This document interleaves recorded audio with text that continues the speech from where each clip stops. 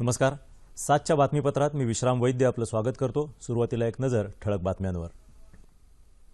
फ्रान्सची राजधानी पॅरिस दहशतवादी हल्ल्यानं हादरली. स्फोट आणि गोळीबारात 150 मृत्युमुखी, 200हून अधिक जण जखमी. भारतासह जगभरातून हल्ल्याचा तीव्र निषेध, मानवतेवरचा हल्ला असल्याची प्रतिक्रिया.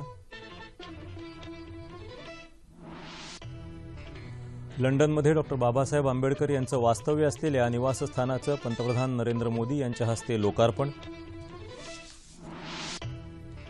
बिहारमध्ये महाआघाडीच्या विधिमंडळ पक्षनेतेपदी नितीश कुमार यांची निवड.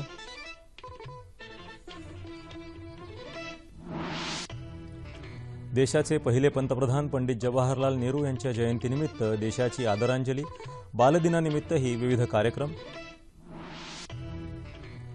चीन खुल्या बॅडमिंटन स्पर्धेत सायना नेहवालची अंतिम फेरीत धडक.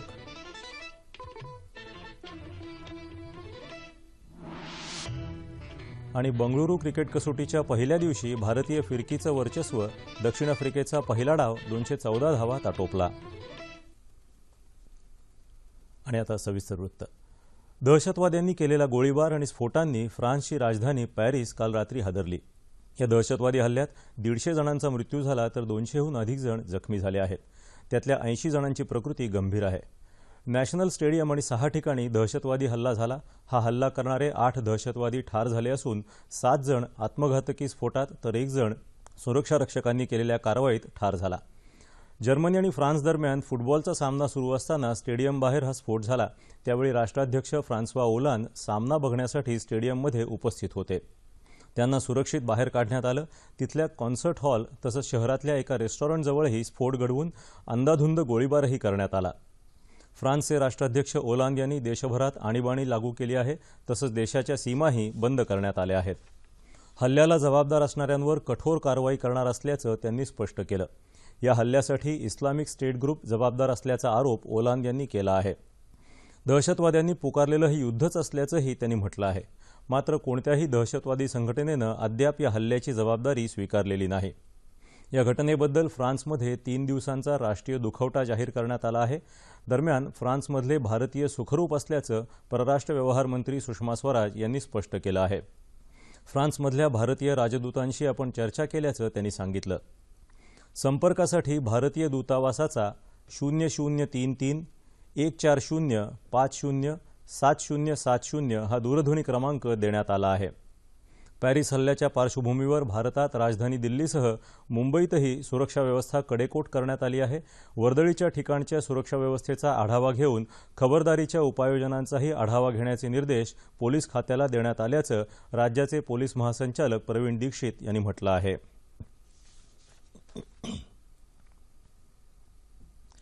पॅरिसवरच्या दहशतवादी हल्ल्याचा भारतासह जगभरातून तीव्र निषेध होत आहे.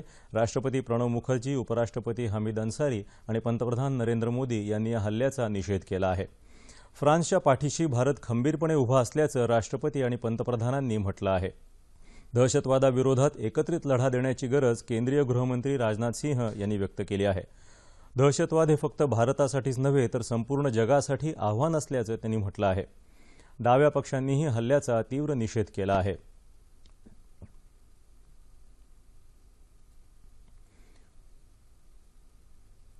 अमेरिकेचे राष्ट्राध्यक्ष बराक ओबामा यांनीही फ्रान्सचे अध्यक्ष ओलांद यांच्याशी दूरध्वनीवरून संवाद साधून या हल्ल्याचा निषेध केला आहे. या हल्ल्यासंदर्भात आवश्यक ती सर्व मदतही अमेरिकेनं देऊ केली आहे. हा केवळ फ्रान्सच्या जनतेवरचा नव्हे तर मानवतेवरचा हल्ला असल्याचं त्यांनी म्हटलं आहे. दहशतवादी हल्ल्याविरुद्ध आपण युरोपीय देशांसमवेत असल्याचं ब्रिटनचे पंतप्रधान डेव्हिड कॅमेरून यांनी म्हटलं आहे.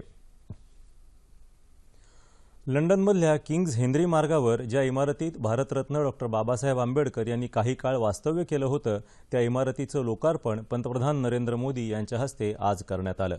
मुख्यमंत्री देवेंद्र फडणवीस, सामाजिक न्याय मंत्री Rajkumar Badole, Republican party of इंडियाचे अध्यक्ष रामदास आठवले आदी मान्यवर यावेळी उपस्थित होते. आंबेडकरांचं जीवनचरित्र उलगडणारं एक भव्य आंतरराष्ट्रीय स्मारक म्हणून या ऐतिहासिक इमारतीकडे आता आपण पाहू शकू. याच इमारतीतल्या वास्तव्यात आंबेडकरांनी the problem of rupee, its origin and it's solution हा गाजलेला प्रबंध लिहिला.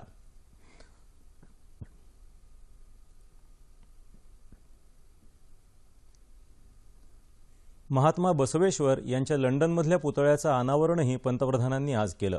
महात्मा बसवेश्वरांनी जातीव्यवस्था आणि इतर सामाजिक अपप्रकारांच्या विरोधात आयुष्यभर लढा दिला.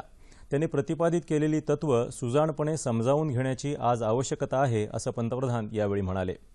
ब्रिटिशांची मॅग्ना चार्टा ही हक्कांची सनद इतिहासात फार प्रसिद्ध आहे, पण या सनदेच्या कितीतरी आधी म्हणजेच 12व्या शतकात बसवेश्वरांनी लोकशाहीची आणि कर्मयोगाची शिकवण समाजाला दिली. लोकशाही मूल्यांवर ज्यांचा विश्वास आहे अशा साऱ्यांनाच बसवेश्वरांचा हा पुतळा प्रेरणा देत राहील, असं त्यांनी सांगितलं. भारत इतर समविचारी देशांशी सौहार्दाचे संबंध स्थापित करत असून भारताला संयुक्त राष्ट्रसंघाच्या सुरक्षा परिषदेत स्थायी सदस्यत्व मिळावं या मागणीला जगभरातून वाढता प्रतिसाद मिळत आहे, असं राष्ट्रपती प्रणव मुखर्जी यांनी म्हटलं आहे. आज नवी दिल्लीत प्रगती मैदान इथं भरवण्यात आलेल्या उद्योग मेळाव्याचं उद्घाटन करताना ते बोलत होते. भारतानं अलीकडेच भरवलेल्या 3ऱ्या भारत आफ्रिका शिखर परिषदेत 54 आफ्रिकी देश सहभागी झाले होते. या परिषदेमुळे भारताची प्रतिमा आंतरराष्ट्रीय पातळीवर उजळली असल्याचं राष्ट्रपती म्हणाले. दिवसेंदिवस भारताची शक्ती आणि त्याचा प्रभाव वाढत असून अनेक बाबतीत जगभरातल्या देशांना भारताची दखल घेणं अनिवार्य झालं असल्याचं ते म्हणाले. भारत 7 ते 8% विकासदर कायम राखू शकेल असा विश्वास केंद्रीय वित्तमंत्री अरुण जेटली यांनी व्यक्त केला आहे. ते आज मुंबईत एका कार्यक्रमात बोलत होते. जग व्यापाराच्या दृष्टिकोनातून सध्या कठीण परिस्थितीतून जात आहे, मात्र ती आपल्यासाठी संधी ठरू शकेल, असं जेटली म्हणाले.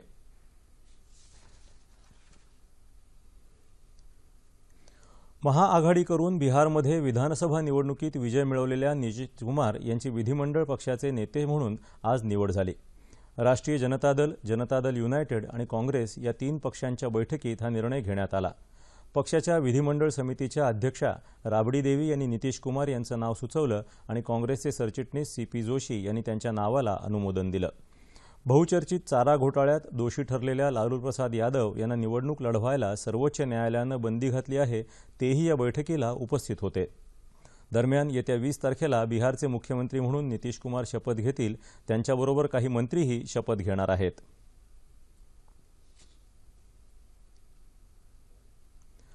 देशाचे पहिले पंतप्रधान पंडित जवाहरलाल नेहरू यांच्या जयंतीनिमित्त देशभरात आज विविध कार्यक्रमांचं आयोजन करून त्यांना आदरांजली अर्पण करण्यात आली.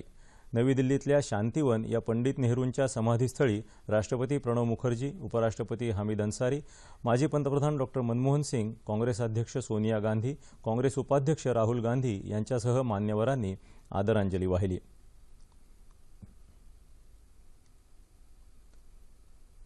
पंतप्रधान नरेंद्र मोदी यांनीही पंडित नेहरूंना आदरांजली वाहिली आहे.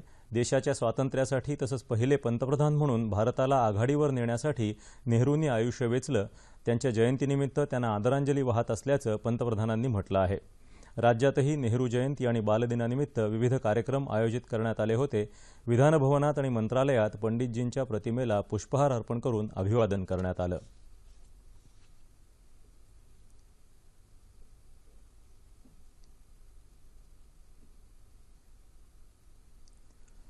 इन्सुलिनचे जनक डॉ. बेटिंग यांचा आज जन्मदिवस. हा दिवस जागतिक मधुमेह दिन म्हणून साजरा केला जातो. बदलतं जीवनमान, योग्य आहार विहाराचा अभाव अशा एक ना अनेक कारणांमुळे मधुमेह रुग्णांच्या संख्येत दिवसेंदिवस झपाट्यानं वाढ होत आहे.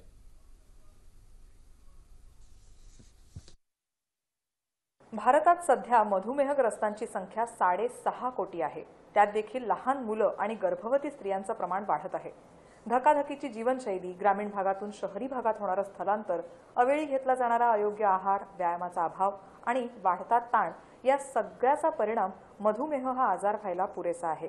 मधुमेह झाल्यावर घ्यायची काळजी आणि तो होऊ नये यासाठी सुरुवातीपासूनच घ्यायची काळजी यासाठी सर्व स्तरातून मार्गदर्शन आणि जनजागृती मोठ्या प्रमाणावर होण्याची गरज आहे. खरं तर या आजाराशी लढा देण्याचं आव्हान केवळ भारतापुढेच नाही तर जगापुढे उभं आहे. 2000 साली झालेल्या जागतिक पाहणी अहवालानुसार भारतात सर्वाधिक मधुमेही होते, तर त्या खालोखाल चीन आणि अमेरिका होती. त्यानंतर डायबिटीसचा हा विळखा पुढे वाढतच गेला. त्यामुळे वैयक्तिक स्तरावर आपण प्रत्येकानंच हा आजार होऊ नये याकरता आपल्या परीने खबरदारी घेण्याची आता खरी गरज आहे.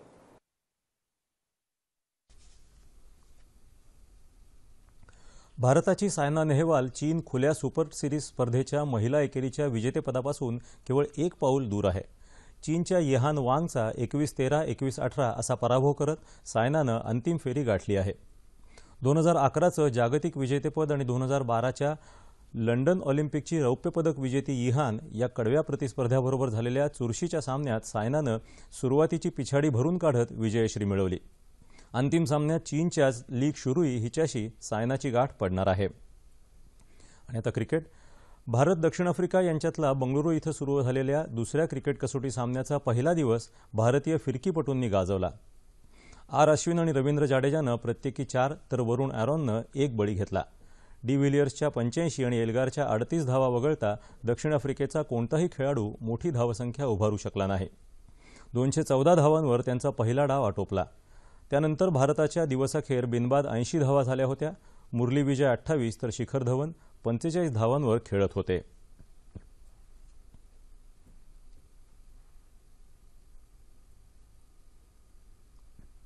हवामान.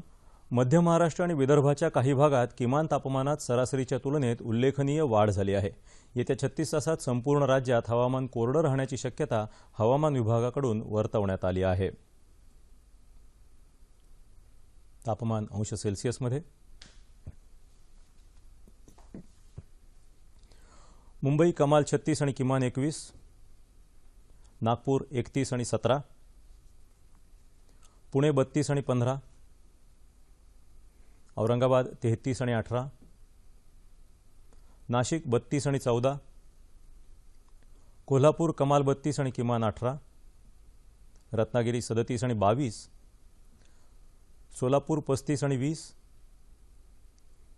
आणि अमरावती कमाल तापमान 32 आणि किमान 18 अंश सेल्सिअस. शेवटी पुन्हा एकदा ठळक बातम्या. फ्रान्सची राजधानी पॅरिस दहशतवादी हल्ल्यानं हादरली. स्फोट आणि गोळीबारात 150 मृत्युमुखी, 200हून अधिक जण जखमी. भारतासह जगभरातून हल्ल्याचा तीव्र निषेध. मानवतेवरचा हल्ला असल्याची प्रतिक्रिया. लंडनमध्ये डॉक्टर बाबासाहेब आंबेडकर यांचं वास्तव्य असलेल्या निवासस्थानाचं पंतप्रधान नरेंद्र मोदी यांच्या हस्ते लोकार्पण. बिहारमध्ये महाआघाडीच्या विधिमंडळ पक्षनेतेपदी नितीश कुमार यांची निवड.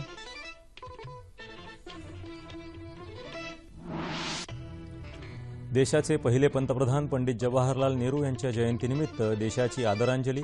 बालदिनानिमित्तही विविध कार्यक्रम. चीन खुल्या बॅडमिंटन स्पर्धेत सायना नेहवालची अंतिम फेरीत धडक.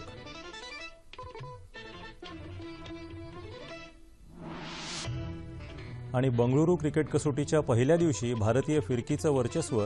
दक्षिण आफ्रिकेचा पहिला डाव 214 धावात आटोपला. याबरोबरच हे बातमीपत्र संपलं. पंतप्रधान नरेंद्र मोदी सध्या ब्रिटन दौऱ्यावर आहेत. या पार्श्वभूमीवर या दौऱ्याचं फलित आणि भारत ब्रिटन संबंधांचे नवे आयाम याविषयी चर्चा करण्यासाठी मुंबई विद्यापीठाच्या युरेशियन अभ्यास केंद्राचे संचालक डॉक्टर संजय देशपांडे यांना आज रात्री 9:30च्या बातमीपत्रात निमंत्रित करण्यात आलं आहे. तेव्हा पुन्हा भेटूया पुढील बातमीपत्रात आपल्या सह्याद्री वाहिनीवर. नमस्कार.